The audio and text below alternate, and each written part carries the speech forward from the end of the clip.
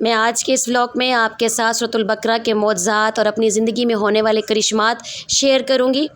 Mix دال اور chicken کی بڑی پیاری سی ریسیپی شیئر کروں گی اور میری ڈیلی روٹین جو میں صبح سے شام تک کرتی ہوں وہ بھی ڈسکس کروں گی آپ کے ساتھ۔ تو شروع کرتے ہیں آج کا ولاگ۔ السلام علیکم مائی یوٹیوب فیملی، کیسے ہیں آپ؟ ان اللہ علی کل شیء قدیر، کہ اللہ ہر چیز پر قادر ہے۔ صبح آنکھ جلدی کھل گئی تو میں نے اپنے کمروں کی صفائی کر لی، سب سے پہلے کمرے نیٹ کیے تو نماز فجر کی پیاری آوازوں نے میرے کانوں کو مسرور کر دیا۔ یقین مانے آج فرسٹ ٹائم ایسا ہوا ہے کہ پہلی اذان ہوئی ہے اور اس اذان کو میں نے محسوس کیا ہے، تو دل سے آواز آئی کہ وہ واحد نام اللہ اکبر ہے، بے شک اللہ سب سے بڑا ہے، اور جس کی دوستی اللہ کے ساتھ ہو جائے اسے کیا ہی ضرورت ہے دنیا والوں کی۔ تو شاعر کہتا ہے، وہ کہتا ہے جی، پوچھا طور سے میں نے کہ اے با وفا، کسی کی بر کے تجلی سے تو جل گیا، بولا بتلاؤں کیا اس جلن کا مزہ، پھر اسی آگ کی ہے مجھے جستجو، اللہ اللہ۔ نماز فجر ادا کرنے کے بعد ڈھیروں ڈھیر دعائیں کی۔ اے اللہ، تیرا 100,000 شکر ہے کہ تو نے سچا اور ساتھ دینے والا شوہر عطا فرمایا، میرا ہم سفر میری اوقات سے کہیں زیادہ بالا تر ہے۔ اے اللہ، تیرے احسان کا 100,000 شکر کہ تو نے مجھے بے اولاد ہونے سے بچایا، بے عیب اور حسین اولاد سے نوازا۔ میرا اللہ تیرا شکر ہے کہ تو نے مجھے اپنی ہزاروں نعمتوں کا دیدار کروایا۔ یہاں پر باری ہے سورۃ البقرہ کے معجزات کی۔ سورۃ البقرہ کے معجزات، رزق میں کبھی کمی نہیں آتی، برکت کبھی ختم نہیں ہوتی، گھر میں سکون ہی سکون نظر آتا ہے، چاروں طرف سے جب دشمن کھڑے ہو جائیں تو یہ صورت ڈھال بن کر سامنے آتی ہے، جب مشکلات مہمان بن جائیں تو آسانی کے سفر کا یہ راہی بنا دیتی ہے۔ سورۃ البقرہ کا پڑھنا اپنا معمول بنا لیں۔ میری زندگی میں سورۃ البقرہ کے معجزات میں سے ایک معجزہ میں آپ کے ساتھ بھی شیئر کروں گی۔ شیخو پورہ سے ملتان شفٹنگ کے درمیان آپ کو پتہ ہے ایک شہر سے دوسرے شہر جانے میں کتنی مشکلات آتی ہیں۔ الحمدللہ شوہر ساتھ دینے والا ہے، سسرال نے بھی ساتھ دیا۔ ایک بیماری کی وجہ سے مجھے ملتان شفٹنگ کرنی پڑی، لیکن میرا ساتھ دینے والے سچے ساتھیوں نے مجھے یہاں تک پہنچایا۔ لیکن آپ کو پتہ ہے جب ایک شہر سے دوسرے شہر آؤ تو انسان کا سارا ماحول، سارا کچھ ڈسٹرب ہو کر رہ جاتا ہے، اور سب سے زیادہ متاثر ہوتا ہے اس کا رزق کمانے والا ذریعہ۔ اور جب ہمارا کوئی ساتھ دینے والا بھی نہ ہو اور دل ٹوٹ چکا ہو، دماغ تھک چکا ہو یہ سوچ سوچ کر کہ اب کیا ہوگا، کیسے کاروبار سیٹ ہوگا، تو ایک ٹوٹا ہوا انسان در اللہ پر جاتا ہے، آواز دل سے آتی ہے، میرا اللہ اپنی چوکھٹ پر نظر ثانی کرے کہ ایک بندہ ناچیز کی ہزاروں دعائیں آپ کے کن کی منتظر ہیں۔ بس میں نے سورۃ البقرہ کو روز پڑھنا شروع کیا۔ اللہ پاک کا اتنا احسان ہوا کہ ہماری شاپ، ہماری دکان بھی سیٹ ہو گئی، ضرورت کا گھر کا سارا سامان بھی اللہ پاک نے عطا کر دیا، اور سب سے بڑا احسان کہ مجھے اللہ نے انسانوں کے احسان سے بھی بچا لیا۔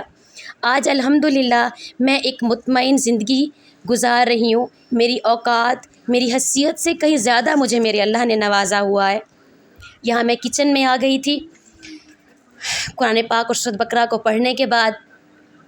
یہاں پر جو رات کے تھوڑے سے پڑے ہوئے برتن تھے میں نے ان برتنوں کو واش کیا، رات گیسٹ آ گئے تھے تو میں برتن رات کو نہیں دھو پائی تھی، تو صبح صبح میں نے اپنے ذکر اذکار کرنے کے بعد برتنوں کو واش کیا۔ برتن واش کرنے کے بعد میں نے اپنے ناشتے کی تیاری شروع کی، لیکن ناشتے کی تیاری میں بھی کافی وقت پڑا ہوا تھا، تو میں نے کہا کیا ہی میں اب کام کروں، کیا ہی ڈھونڈوں، کیا ہی کرنے کے لیے پڑا ہے، تو بس پھر میں اپنے لیے مصروفیات تلاش کر ہی لیتی ہوں۔ لیکن یہاں پر بات ہے سورۃ البقرہ کے پڑھنے کی، اسے کس طرح پڑھا جائے۔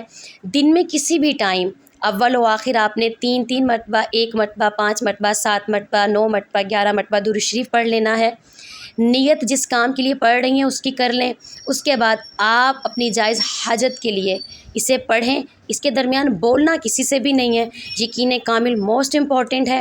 بس پھر آپ دیکھیے گا مشکلات میں صبر اور اللہ حل خود عطا فرما دیں گے۔ اللہ پر توکل اور یقین کی طاقت اتنی بلند ہو جائے گی کہ گھر میں محبت اور سکون ہی سکون نظر آئے گا، بچوں کی تربیت میں بھی آسانی ہو جائے گی، ہر پریشانی کا روحانی علاج بھی ملنا شروع ہو جائے گا۔ آپ نے دیکھا تھا last I think second last میں کہ ویکلی میں میرا جو سامان آتا ہے مثالوں کا، ہسبینڈ لائے تھے تو اس میں مرچیں زیادہ آ گئی تھیں، کیونکہ پچھلی بھی میرے پاس ابھی پڑی ہوئی تھیں، تو میں نے کہا میں ان کو کیوں ہی ویسٹ کروں، ابھی ناشتہ بنانے میں بھی ٹائم تھا، تو میں نے مرچوں کے اوپر کٹ لگائے اور اب میں ان کے اندر ہلدی اور نمک بھر لوں گی اور انہیں میں دھوپ پر رکھ دوں گی 12 گھنٹوں کے لیے، صبح سے شام تک یہ دھوپ میں پڑے رہیں گے تو اس کے بعد یہ اچار کے لیے ریڈی ہو جائیں گے، کیونکہ میرے گھر میں اچار کو بہت پسند کیا جاتا ہے۔ میں ہری مرچیں، اس کے بعد لہسن ہو گیا، چنے ہو گئے، آم کا سیزن چلتا ہے، آم ہو گیا تو میں ڈالتی رہتی ہوں ساتھ کے ساتھ۔ اس سے ہوتا کیا ہے کہ بچوں کو کسی بھی چیز کی کمی نہیں ہوتی ہے۔ بس عورت کو تھوڑی سی پلاننگ اگر آتی ہو نا تو آپ یقین مانیں وہ اپنے گھر کو جنت بنا سکتی ہے۔ مرد اگر کنجوس ہو نا تو وہ زندگی کا جلوس نکال کے رکھ دیتا ہے، اور اگر عورت کنجوس ہو نا اپنے میاں کی زندگی بنا دیتی ہے۔ تھوڑا سا سلیقہ، تھوڑا سی سمجھداری، تھوڑا سا ہوشیار ہو جانا، آپ یقین مانیں ایک عورت کو پروٹیکٹیو بنا دیتا ہے اور اس کو مثال بنا دیتا ہے۔ ہر لڑکی اپنے ماں باپ کی بڑی لاڈلی ہوتی ہے، کوئی بھی اپنے ماں کے پیٹ سے نہیں سیکھ کر آتی کہ اس نے اپنی زندگی کو کیسے گزارنا ہے۔ وقت، حالات، لوگ، معاشرہ سکھا دیتے ہیں کہ زندگی کو کیسے آگے گزارنا ہے۔ تو یقین مانیں جب آپ کی نیت صاف ہوتی، ارادے سچے ہوتے ہیں نا، شادی سے پہلے اپنے والدین کے ساتھ اپنا بھرپور کردار نبھائیں کہ آپ کی وفا کو وہ بھی یہ تلاش کریں کہ ہم اس جیسا بچہ ہمارے بچوں میں نہیں ہے۔ اس کے بعد شادی ہو جائے تو اپنے خاوند کے ساتھ وفا کی اینڈ کر دو کہ اس کے سامنے سونا، پیسہ، جائیداد، آپ کے لیے کوئی بھی چیز ہے نا وہ حقیر نظر آیا آپ کو، کہ جہاں جہاں آپ کے خاوند، آپ کے شوہر، آپ کے ہسبینڈ کی عزت کی بات ہے نا وار کر چیزیں پھینک دیں، پھر آپ دیکھیے گا کہ یہ رشتہ مضبوط اور مضبوط ہوتا چلا جاتا ہے جب عورت رشتے کو خلوص سے نبھا رہی ہوتی ہے۔ دیکھیں جھکنا مرد کی زینت نہیں ہے، مرد کے لیے جھکنا کوئی میں سمجھتی ہوں تو بات ہی نہیں بنتی کہ مرد کو جھکانا ہے۔ جی آج کل سوشل میڈیا پر ہزاروں ویڈیوز وائرل ہو رہی ہوتی ہیں، مرد کو جب اللہ پاک نے مزاجی خدا کہا ہے نا تو سب سے پہلے مرد کو اپنا کردار نبھانا چاہیے کہ وہ خدا بن کر دکھائے، اور اس کے بعد جب وہ اس سٹیج پر ہے تو عورت کو چاہیے کہ پھر اس کے قدموں کی خاک بن جائے۔ آپ یقین مانیں جب سچا ساتھی ساتھ ہوتا ہے نا تو دنیا کچھ بھی کر لے، پھر عورت جیسا بہادر اور شیر دل کائنات میں کوئی نہیں ہوتا۔ آپ کے ساتھ باتیں کرتے کرتے ہمارا ناشتہ بھی وائنڈ اپ ہو گیا، دوپہر کا سسٹم سٹارٹ ہو گیا۔ یہاں پر میں بنا رہی تھی مکس دال اور چکن۔ میرے گھر میں ایک گوشت خور بچہ ہے جو گوشت کو بہت پسند کرتا ہے، تو اس کے لیے نا مجھے تقریباً سبزیوں میں نا چکن ڈالنا پڑتا ہے۔ اب آپ کو لگ رہا ہوگا پتہ نہیں یہ کتنا سارا چکن ہے، آپ یقین مانیں 1 کلو چکن آتا ہے جس کے میں 5 پیکٹ بناتی ہوں۔ ان 5 پیکٹ کو میں ڈفرینٹ چیزوں میں ڈال کر بچے کے لیے بنا دیتی ہوں کہ میرا بچہ پیٹ بھر کے کھانا کھائے۔ اب تو خیر ان کے بابا کو بھی عادت ہوگی ہے، وہ بھی بغیر چکن کے کھانا بڑا مشکل سے کھاتے ہیں، لیکن میرا تھوڑا سا بنانے کا طریقہ ڈفرینٹ ہے کہ میں دال کو بوائل کر لیتی ہوں، جو اس کے مسالے ہوتے ہیں ادرک، لہسن، پیاز، ہری مرچیں، ان تمام چیزوں کو میں اکٹھے بلینڈ کر دیتی ہوں۔ بلینڈ کرنے کے بعد میں اس کے اندر 1 گلاس اور پانی کا ڈال دیتی ہوں، ہلکی آنچ کر کے نا گھی ڈال کر میں اسے بوائل دینے دیتی ہوں، گلتا رہتا ہے یہ اس کے اندر پکتا رہتا ہے۔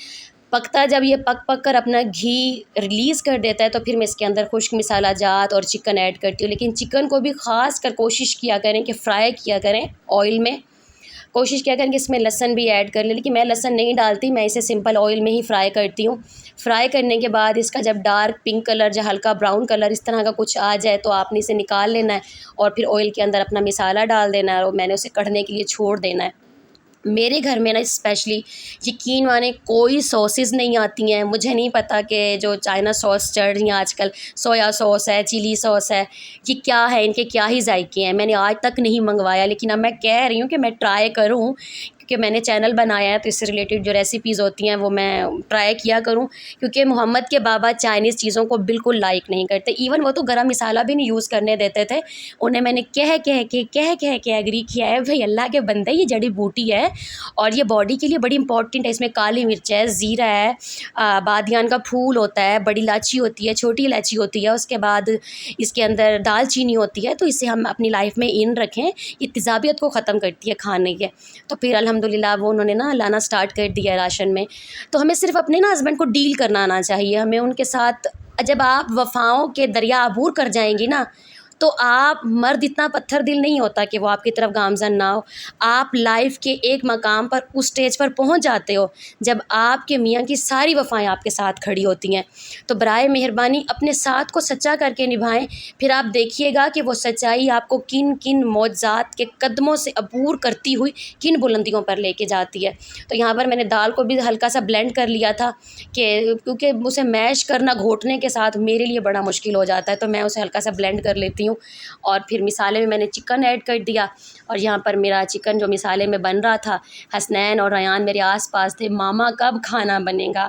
آپ یقین مانیں ماں بننے کے بعد نا وہ لڑکی جو چھپکلیوں سے ڈرتی تھی نا آج وہ بڑے بڑے شیروں سے لڑائیاں کرتی ہوگی.